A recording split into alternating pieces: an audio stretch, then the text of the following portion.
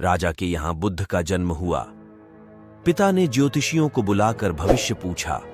उन्होंने कहा, या तो यह सम्राट होगा और या तो यह साधु होगा। एक तरह से देखा जाए तो सच्चा सम्राट भीतर से साधु ही होता है। जब ज्योतिषियों की भविष्यवाणी राजा ने सुनी तो वे घबरा गए कि मेरा बेटा साधु हो जाए, ऐसा ठीक नहीं होगा। राजा ने पूछा, कोई उपाय बताइए, क्योंकि मैं चाहता हूं कि राजा का पुत्र राजा ही बने। ज्योतिषियों ने कहा कि इसका लालन पालन व पूरा जीवन बड़ी सावधानी में बिताना होगा, अर्थात आपका पुत्र सिद्धार्थ कभी किसी बूढ़े व्यक्ति को न देखे, कभी किसी बीमार व्यक्ति को न देखे और कभी किसी मरे हुए व्यक्ति को न देखे। जब तक ऐसा होगा तब तक वे राजा ही बने रहेंगे। अगर ऐसा नहीं हुआ तो वे साधु बन जाएंगे। राजा शुद्धोधन ने अपने पुत्र सिद्धार्थ के लिए बढ़िया से बढ़िया बड़े बड़े महल, अच्छे से अच्छा भोजन, दास दासियाओं और खाने पीने के सामान आदि वस्तुओं के ढेर लगा दिए। पिता ने पुत्र को सुख सुविधाओं में इतना उलझा दिया कि उसे बाहर का संसार याद ही नहीं आया। शुद्धोधन ने समझ लिया कि अब इतने सुखों के आगे साधु बनने का प्रश्न ही उपस्थित नहीं होता। वे निश्चिंत हो गए। राजा शुद्धोधन ने बिल्कुल पक्की व्यवस्था कर रखी थी कि उनका पुत्र सिद्धार्थ जीवन में कभी भी वृद्ध, बीमार और मृतक व्यक्ति को देख न सके, क्योंकि वे अपने पुत्र को खोना नहीं चाहते थे। सिद्धार्थ का जीवन ऐश्वर्य और सुख सुविधाओं में बीत रहा था। उनके जवान होने पर एक सुंदर कन्या यशोधरा से उनका विवाह हो गया। विवाह हो जाने पर शुद्धोधन की आधी चिंता मिट गई। अब तो शादी हो गई, अब कहां जाएगा? अब तो मेरा पुत्र बंधन में बंध गया है, अब उसके कहीं जाने का सवाल ही नहीं उठता। 1 वर्ष बाद बेटे का भी जन्म हो गया। उसका नाम राहुल रखा गया। अब राजा शुद्धोधन को बिल्कुल पक्का विश्वास हो गया कि अब यह कहीं नहीं जा सकता। एक दिन सिद्धार्थ ने कहा कि पिताजी, आज तक मैंने कभी अपनी राजधानी नहीं देखी, आपकी आज्ञा हो तो आज देख आऊं। राजा ने कहा, हाँ, अवश्य जाओ, अपना शहर देख कर आओ। एक सारथी को भी साथ में भेज गया कि जाओ राजकुमार को राजधानी घुमा फिरा कर लाओ। फिर भी राजा ने चाक चौबंद इंतजाम कर रखा था कि कहीं चूक न हो जाए। सिद्धार्थ के लिए राजधानी के प्रमुख मार्ग खूब सजाए गए थे, पर घूमते घूमते सिद्धार्थ ने थोड़ा उल्टा मार्ग ले लिया। वे उस मार्ग से गुजरने लगे जहां पर तैयारी नहीं थी, और आज उनको बहुत आश्चर्य हुआ जब पहली बार उन्होंने एक बूढ़े आदमी को देखा। कमर झुकी हुई, पूरी चमड़ी में झुर्रियां पड़ी थीं।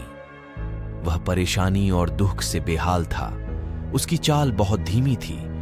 बूढ़े की झुकी हुई कमर को देखकर सिद्धार्थ को एक झटका लगा और सारथी से उन्होंने पूछा, क्या एक दिन मैं भी बूढ़ा हो जाऊंगा? सारथी ने कहा, हां राजकुमार, हर व्यक्ति के जीवन में 3 अवस्थाएं आती हैं, बचपन, जवानी और बुढ़ापा। एक दिन तुम भी बुढ़ापे की अवस्था में जाओगे।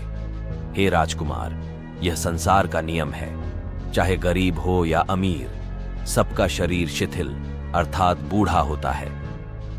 सारथी ने कहा, हां राजकुमार, हर व्यक्ति के जीवन में 3 अवस्थाएं आती हैं, बचपन, जवानी और बुढ़ापा। एक दिन तुम भी बुढ़ापे की अवस्था में जाओगे।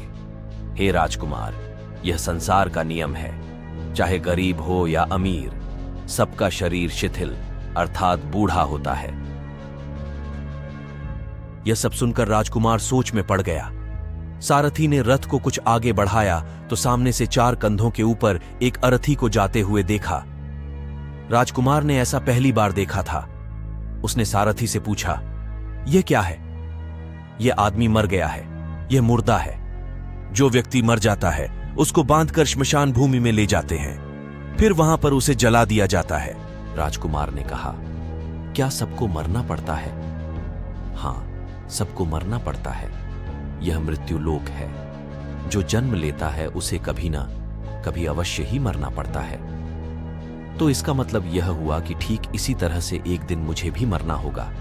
मेरी देह भी मुर्दा होगी और मुझको भी 4 कंधों पर उठाकर ले जाया जाएगा। मुझको भी ऐसे ही रस्सियों से बांधा जाएगा।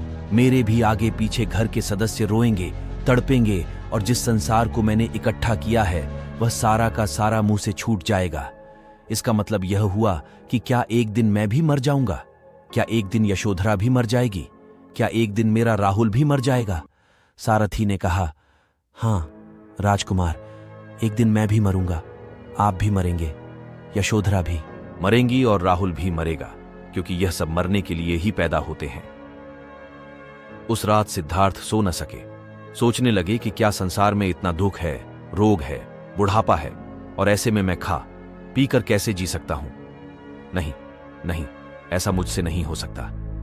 मुझे खोजना होगा उस तत्व को जो दुख और पीड़ा और शोक से रहित हो, जो भय, भ्रम और भूल से परे हो, जो अनंत आनंद से भरा हो, जिसे पाकर फिर और कुछ पाने की इच्छा ना हो।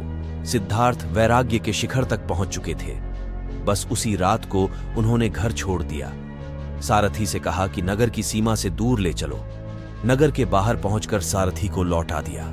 फिर कई दिनों तक वन में चलते गए।